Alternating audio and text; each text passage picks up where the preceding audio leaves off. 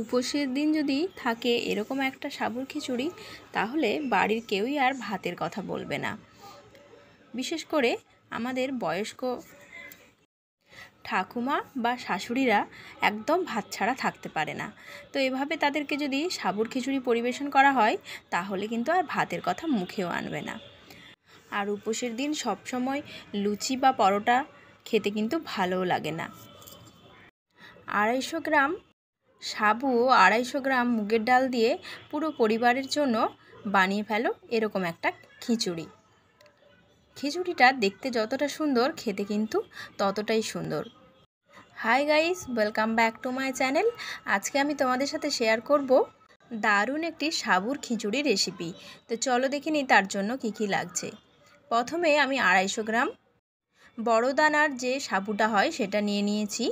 তারপর কড়াইটা গরম করে কড়াইয়ের মধ্যে দিয়ে দিয়েছি সাবুদানাটা একটু ভেজে নিলে সাবুর যে একটা গন্ধ থাকে সেটাও থাকবে না, আর সাবুর হড়হড়ে ভাবটাও কিন্তু অনেকটা চলে যায়। এবার দেখো, কড়াই থেকে নামিয়ে নিয়েছি, একটা বোলের মধ্যে একটু ভিজিয়ে নেব। একই পরিমাণে নিয়ে নিয়েছি মুগের ডালটাও কড়াইতে আমি একটুখানি নাড়াচাড়া করে নিচ্ছি। আঁচটাকে কিন্তু হালকা করে রেখেছি, বেশি ভাজবো না। সুন্দর একটা গন্ধ আসলে কিন্তু মুগের ডালটা হয়ে যাবে, আর একটু লালচে লালচে ভাব আসবে। তো কড়াইয়ের মধ্যে দিয়ে দিলাম জল। মুগের ডালটা কিন্তু এখন ধোবো না, একটা বাটিতে ওই গরম জলের সাথেই কিছুক্ষণ ভিজিয়ে রেখে দেব। প্রায় আধ ঘন্টা মতো সাবুদানা ও মুগ ডালটা ভিজিয়ে রাখবো। তাতে কি হবে, খিচুড়িটা খুব তাড়াতাড়ি হয়ে যাবে এবং সুন্দর হবে। আধ ঘন্টা পর আমি রান্নাটা বসিয়ে দিলাম। প্রথমেই কিছু সবজি কেটে নিয়েছি, সেগুলো ভেজে নেব। যেমন এখানে আমি কুমড়ো নিয়েছি, আলু নিয়েছি, গাজর নিয়েছি, আর নিয়েছি বিনস, আর মটরশুঁটিটা আমি একটু পরে অ্যাড করছি। এগুলো প্রথমে একটুখানি ভেজে নেব। তোমরা চাইলে কিন্তু তোমাদের পছন্দ মতো সবজিও এখানে অ্যাড করতে পারো, বা তোমাদের পছন্দ মতো কেটে নিতে পারো। আমি এখানে কিউব কিউব করে কেটে নিয়েছি। অল্প একটু লবণ ও হলুদ দিয়ে দিলাম। প্রথমে এই সবজিগুলো একটু ভেজে নিলে কি হবে, সবজির যে কাঁচা গন্ধটা থাকে সেটা চলে যাবে। খুবই হালকা করে ভাজবো। এরপর মটরশুঁটিটা দিয়ে দিলাম।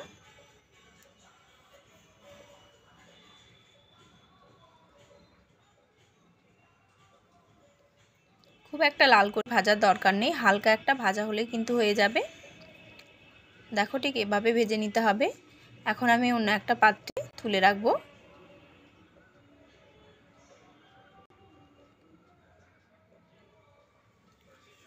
সর্ষের তেল বেশ খানিকটা ছিল, আমি আরও কিছুটা সর্ষের তেল দিয়ে দিলাম।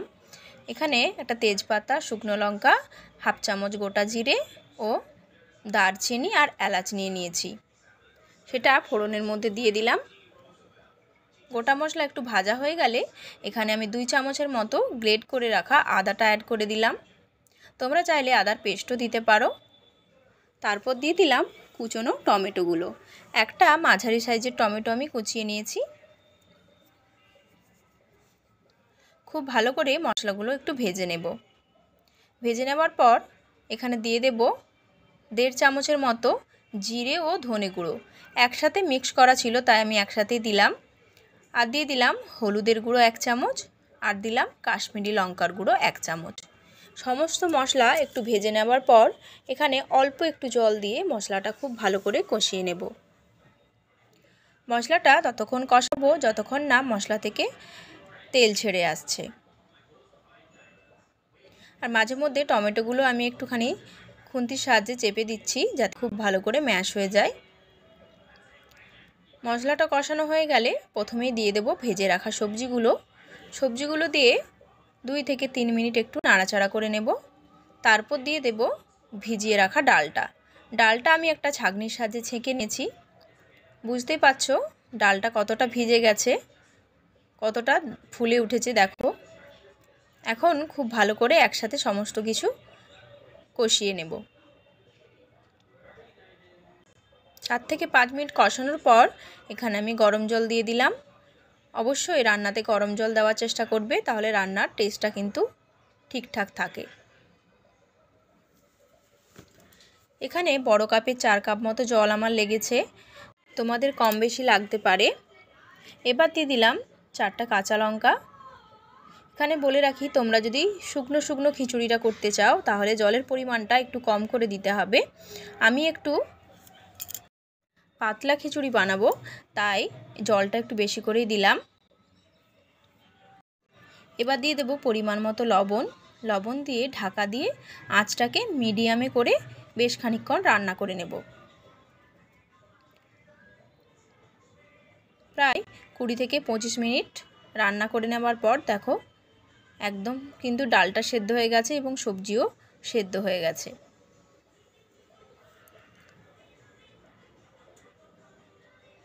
এবার দিয়ে দেব আগে থেকে ভিজিয়ে রাখা সাবুদানাটা।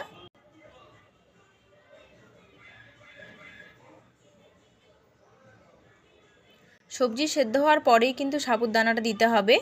আগে থেকে দিয়ে দিলে কি হবে, সাবুদানা বেশি সেদ্ধ হয়ে যাবে, তখন কিন্তু একটা হড়হড়ে ভাব এসে যাবে। তাই এভাবে করলে কিন্তু একটুও হড়হড়ে ভাব আসবে না। এখানে আমি কাজু ও কিশমিশ অ্যাড করে দিলাম।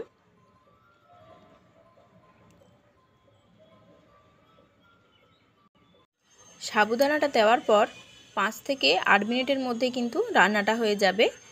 দেখো একদম কমপ্লিট হয়ে গেছে। আমি উপর থেকে গরম মশলা ছড়িয়ে দিলাম আর দিয়ে দিলাম 1 চামচের মতো ঘি। তোমরা চাইলে এখানে চিনিও অ্যাড করতে পারো অল্প করে, মিষ্টি তোমরা যদি খেতে পছন্দ করো তাহলেই দেবে। আমি এখানে আজকে আর চিনি অ্যাড করলাম না। গরম মশলা ঘিটা একটুখানি আমি ভালো করে নাড়াচাড়া করে দিলাম। এখন গ্যাসটাকে অফ করে দেব। অফ করে ঢাকা দিয়ে কিছুক্ষণ রেখে দেব।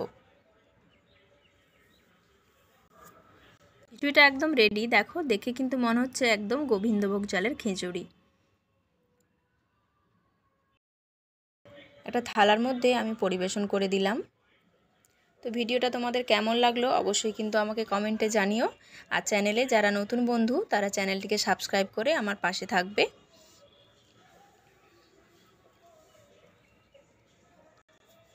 আর ভিডিওটা যদি ভালো লেগে থাকে তাহলে অবশ্যই কিন্তু একটা লাইক শেয়ার করে দেবে।